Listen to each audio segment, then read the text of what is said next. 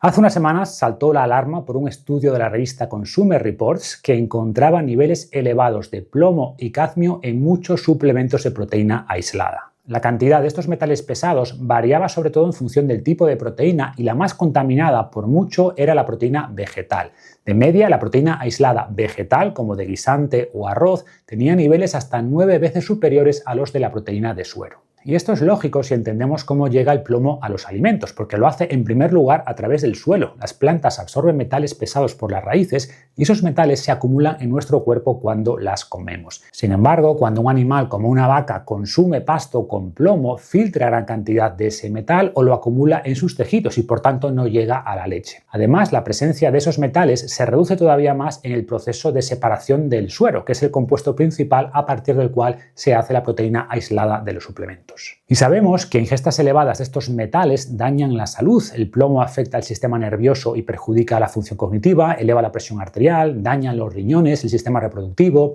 El cadmio, por su parte, produce también muchos problemas en los riñones, eleva el riesgo de cáncer y otra serie de enfermedades. Por tanto, debemos entender si el consumo de estos suplementos de proteína aislada, y especialmente de proteínas vegetales, con concentraciones, como hemos dicho, más altas de metales pesados, es realmente peligroso. Y si leemos esa publicación de Consumer Reports, podríamos concluir que sí, pero hay que analizar el detalle. ¿Qué ocurre en este caso concreto? Que cuando afirman que se encuentran niveles que superan los máximos recomendados, toman como criterio la Proposición 65 de California, que es la más estricta con diferencia. Como explico en mi libro sabiamente, el mundo que nos rodea se diseña con márgenes de seguridad. Por ejemplo, si se estima que el peso máximo que va a soportar un ascensor en toda su vida es 800 kilos o 10 personas de 80 kilos, no se diseña ese ascensor para que soporte 801 kilos, porque eso sería muy peligroso.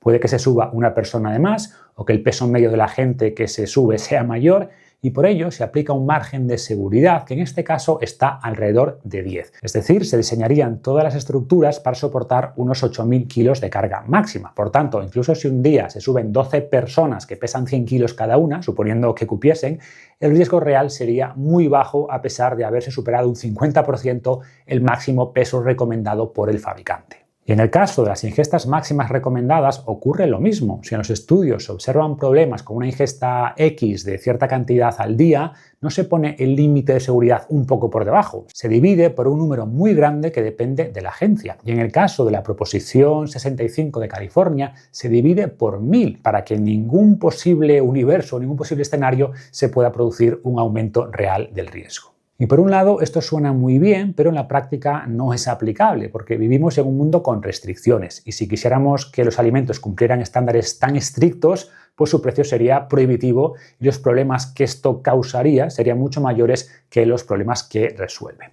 En resumen, la Proposición 65 de California busca el riesgo cero y, como explico también en Sabiamente, riesgo cero suele suponer costes infinitos y es un mal objetivo. Por eso, la mayoría de agencias de seguridad usan criterios más razonables y más alineados con la evidencia científica que tenemos. Por concretar, mientras que la Proposición 65 de California pone el límite seguro en 0,5 microgramos por día, la FDA americana lo sitúa en 12,5 microgramos para adultos en general y 8,8 para mujeres en edad fértil, es decir, 20 veces más. Y en el caso de la EFSA europea, el límite es todavía mayor. Al tener en cuenta estos niveles más lógicos, más prácticos, vemos que las cantidades encontradas en los suplementos de proteína, incluidos los de proteína vegetal, no representan un riesgo real. Tenemos también un estudio reciente en suplementos de proteína que concluye que las cantidades encontradas en ellos no suponen un problema para la salud.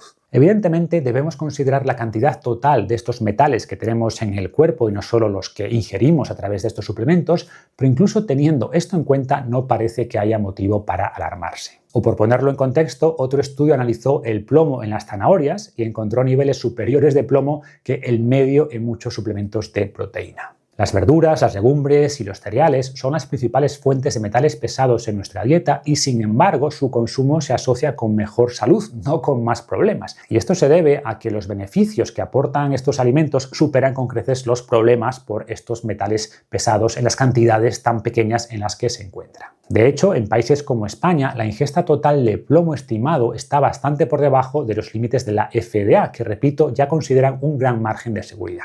Por si esto fuera poco, los niveles de plomo en sangre de la población se han reducido entre un 70 y un 90% en las últimas décadas en casi todos los países, gracias sobre todo a la prohibición del plomo en las gasolinas y en las pinturas. Es decir, estamos mucho menos expuestos a estos metales pesados que hace tan solo 40 o 50 años y las medidas de seguridad alimentaria son mucho más exigentes y todo esto debería tranquilizarnos en vez de alarmarnos. Dicho esto, me parece importante, por supuesto, que se hagan controles de suplementos, que sigamos intentando reducir todavía más los niveles de compuestos problemáticos en la comida, bien sean metales pesados o pesticidas, pero sin crear alarmas innecesarias. En cualquier caso, si hablamos de niños pequeños o mujeres embarazadas, tendría sentido intentar reducir todavía más la exposición y en esos casos recomiendo dos cosas. Primero, optar por proteína de suero en vez de proteína vegetal y segundo, elegir una sin saborizantes o que no contenga cacao, chocolate.